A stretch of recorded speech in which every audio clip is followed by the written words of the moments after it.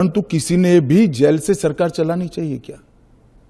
आजादी से अब तक कई सारे नेता जेल में गए, कई सारे मुख्यमंत्री भी गए, मंत्री भी गए, और सबने इस्तीफा देकर जेल में गए। अभी अभी एक ट्रेंड शुरू हुआ कि जेल में जाने के बाद भी इस्तीफा नहीं देना। ढेर सारे ऐसे लोग हैं जिन्होंने इस्तीफा दिया। तमिलनाडु के कुछ मंत्रियों ने नहीं दिया, दिल्ली के मंत्री और मुख्यमंत्री ने नहीं दिया, और सरकार के सचिव, डीजीपी, मुख्य सचिव इनके पास आदेश लेने के लिए जेल में जाएंगे।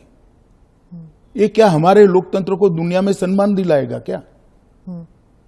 ये मुद्दे पर चिंता, चर्चा होनी चाहिए, नहीं होनी चाहिए?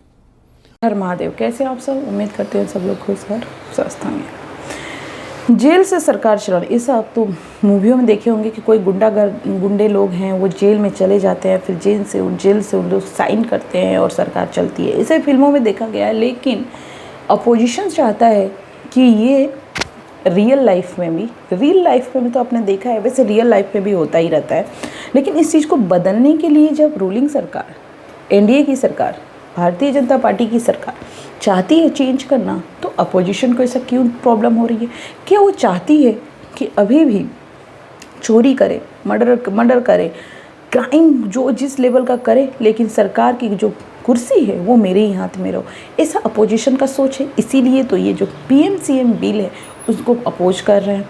पीएमसीएम बिल का यही टारगेट है कि जितना हो सके जो ऊंचे पद पे बैठे हुए हैं, वो क्यों ना प्रधानमंत्री ही हो, सीएम हो, वो केंद्रीय मंत्री हो, राज्य मंत्री हो, जो भी हो, अगर वो क्राइम करते हैं तो उनकी कुर्सी जाना तय है। इस बिल में बोला गया है कि अगर कोई हिरासत में आता है, अगर कोई डिटेन किया जाता है, तो 30 दिन तक अगर वो जेल में रहा तो उसको 31वें दिन उसको कुर्सी का पद छोड़ना पड़ेगा। तो ये तो एक अच्छी बिल है, इसका सपोर्ट करना चाहिए अगर कोई दाल में काला नहीं है तो। लेकिन क्यों नहीं है? काला तो बहुत है। आरजेडी को देखो, जो कितना अगर मैं बिहार से स्टार्ट करूँ, कितना ज़्यादा आरजेडी की जो सरकार है, लालू यादव ने कितना करप्शन किया है, वो तो खैर सब जानते हैं। आप साउथ में देखिए, स्टालिन की पार्टी में कितने नेता जेल में हैं, लेकिन जाकर के मंत्री पद को इस्तीफा नहीं दे रहे।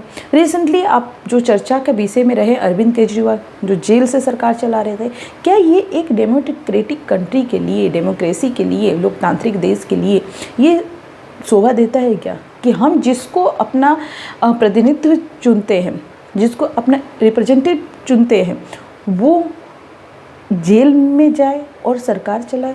क्या ये शोभा देता है एक डेमोक्रेसी के लिए, एक डेमोक्रेटिक कंट्री के लिए? जिसको हम इलेक्ट करते हैं, जो पीपल जिसको इलेक्ट करती है, वो वही सोचती है कि ये बंदा या बंदी साफ़ सुथरे छवि का हो, ऐसा ना कि जेल में जा कर के और सरकार चलाए। और रही बात, लोगों का कहना है कि जो रूलिंग पार्टी ये लाई है, वो ज़बरदस्ती केस लगा करके जेल में भेजेगी और केस थोपेगी और 30 दिन के बाद बोलेगी इस्तीफा दे दो।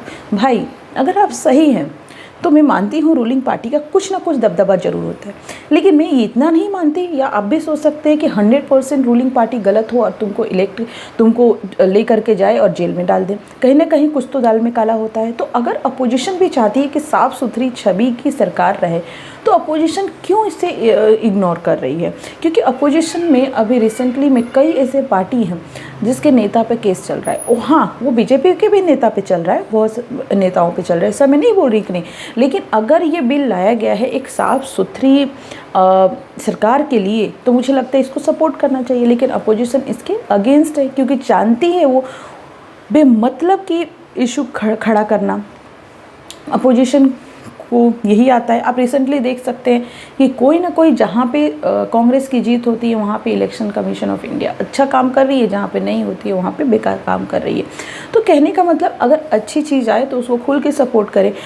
इस बिल में एक चीज़ को फिर से मैं बोलूँगी ऐड करें कि जो एमपी और एमएलए हैं, उन पे भी ये रूल लागू होना चाहिए। ये इस रूल में, इस जो बिल में, वो एमपी और एमएलए में नहीं है, लेकिन उन पे भी ये जो बिल है लागू होना चाहिए। तो ये इस बिल में जो 20% कमी है वो यही है कि ये उनके लिए भी लागू होना चाहिए। और देखा जाए तो एक साफ़ सुथरी छवि के लिए सरकार चलाने के लिए बिल बहुत अच्छा है, लेकिन अपोजिशन इसके विरुद्ध है क्योंकि वो जानती है कि उसके कई नेता हैं जिन पे केस चल रहा है, कई नेता हैं जो जेल के अंदर हैं।